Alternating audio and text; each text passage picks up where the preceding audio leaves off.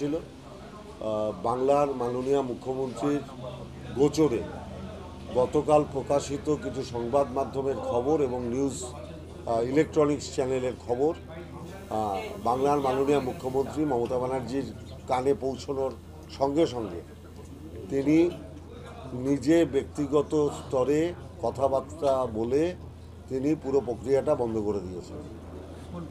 মানে অমরাবতীর খেলার মাঠে যে অভিযোগ আসছিল যে ওটা কোথাও আবাসন হবে কিছু হবে, সেই পুরো প্রক্রিয়াটা বন্ধ।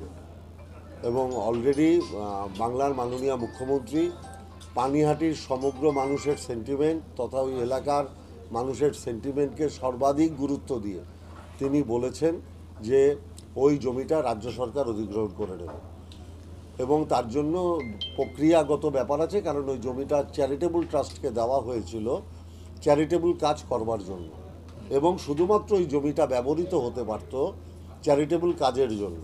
এবং ওখানে একটা অনাথ আশ্রম ছিল, যারা সোদপুর ওই ওরিয়েন্টেশনে আমার যেহেতু ছোটোবেলা কেটেছে আমি জানি, ওখানে একটা অনাথ আশ্রম ছিল। ওই আশ্রমের মাঠে খেলাধুলো হতো, পাশে মুরলীধর পল্লীর মাঠ ছিল, পাশে অমরাবতীর মাঠ ছিল, একটা বড় জলাশয় আছে। সমগ্র এলাকাকে বড় জলাশয়, আমার ছোটোবেলার স্মৃতি যতটা মনে পড়ছে বললাম, 87 একরের মতো বোধহয় জায়গা আছে, 87 একর আমার যতদূর শুনেছি।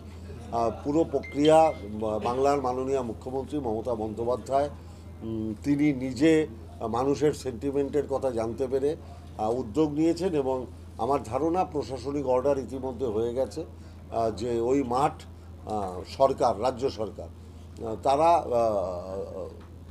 ওটাকে ভেস্টেড ল্যান্ড করার জন্য হয়তো তার প্রক্রিয়া শুরু করবে। তারপরে ভেস্টেড ল্যান্ড হয়ে গেলে স্বাভাবিকভাবেই ওটা সরকারের জমি হবে। ওটা হাইকোর্টে মামলা চলছে, এই মামলা চলাকালীন কিভাবে? না মামলা তো যেটা চলছে সেটা অন্য সাবজেক্টের উপর, এই সাবজেক্টের উপরে না। এই জমিটা চ্যারিটেবল ট্রাস্টকে দেওয়াই হয়েছিল যাতে ওখানে চ্যারিটেবল কাজ হয়। এর আগে বিগত যখন বাম পৌরসভা ছিল তখনও তার যে পৌর প্রধান তিনিও একটা লিখিত অর্ডার করেছিলেন যে এই জমিকে অন্য কাজে ব্যবহার করতে পারবে না।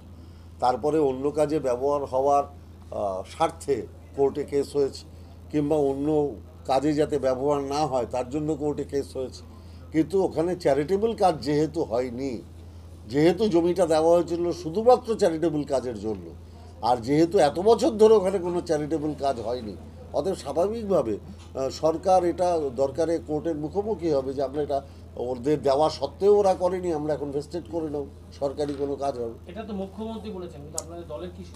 মুখ্যমন্ত্রীই তো সব, তিনিই মুখ্যমন্ত্রী, তিনিই দলের চেয়ারম্যান, তার উপরে কেউ আছে? মমতা ব্যানার্জি সব। মমতা ব্যানার্জি বেঁচে থাকতে খেলার মাঠ অন্য জায়গায় পরিণত হবে এটা হবে না। মমতা ব্যানার্জি কোনো অবস্থাতেই কোনো দুর্নীতি, মানুষের মনোভাবের বিরুদ্ধের কোনো কাজ, মমতা ব্যানার্জি যতদিন জীবিত আছেন, মুখ্যমন্ত্রী আছেন, ততদিন এই রাজ্যে এসব হবে না।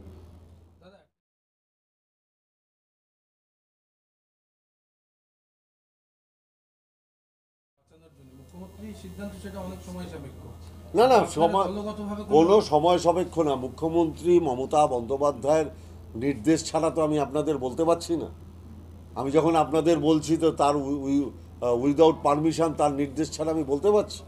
মমতা ব্যানার্জি শুনে আটকে দিয়েছেন। যেই মুহূর্তে আপনাদের সংবাদ মাধ্যমকে আমি ধন্যবাদ দেব যে আপনাদের মাধ্যমে খবরটা তার কানে পৌঁছেছে এবং তিনি সঙ্গে সঙ্গে অ্যাকশন নিয়েছেন। কানে যাওয়া মাত্র তিনি দ্রুত সিদ্ধান্ত নিয়েছেন, 1 সেকেন্ড সময় নেননি। এবং আমি দ্ব্যর্থহীন ভাষায় বলতে পারি, বিরোধীদের কাজ বিরোধিতা করা, পজিটিভ কোনো অ্যাপ্রোচ বিরোধীদের নেই। আর মমতা বন্দ্যোপাধ্যায় সবসময় পজিটিভ অ্যাপ্রোচ নিয়ে কাজ করেন। মানুষ যেটা চায় মমতা ব্যানার্জি সেটা করেন, মানুষ যেটা চায় না মমতা ব্যানার্জি সে কাজ জীবনে কোনো দিন করেন। কী করবে সেটা রাজ্য সরকার সিদ্ধান্ত নেবে, আমি বলতে পারবো না। আমি এখন কথা বলছি দলের একজন লোক হিসেবে, যেটা মমতা ব্যানার্জির নির্দেশে আমি আপনাদের সামনে কথা বলছি। রাজ্য সরকার ওই জমি নিয়ে কি করবে সেটা বলার মতো অবস্থানগত কোনো ভূমিকা আমার নেই।